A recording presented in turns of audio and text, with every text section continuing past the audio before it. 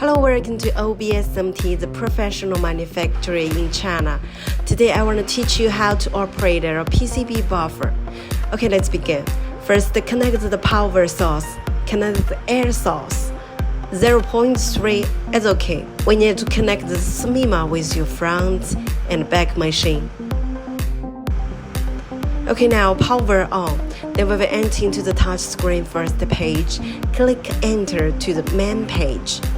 Manually adjust the width according to your PCB board. 1 mm larger than your PCB width, then that's okay. Let it run smooth on front conveyor. Back to the touch screen and set the width of the inside rack. 1 mm larger than PCB board, confirm it. Now the inside rack will adjust automatically to fit your PCB board. Front conveyor speed is adjustable by manual. This switch is control all cooling fans. Total is 10 pieces cooling fans, so the cooling result is very good.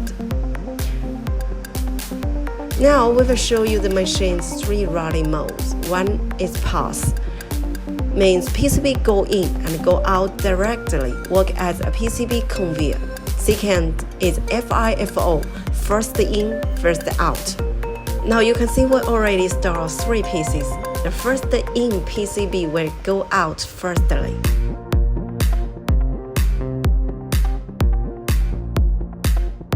The third mode is LIFO, means last in, first out. Means the last PCB go in will go out first. 25 pieces PCB capacity. After a period using them, we will make some lubrication for each little screws and chains.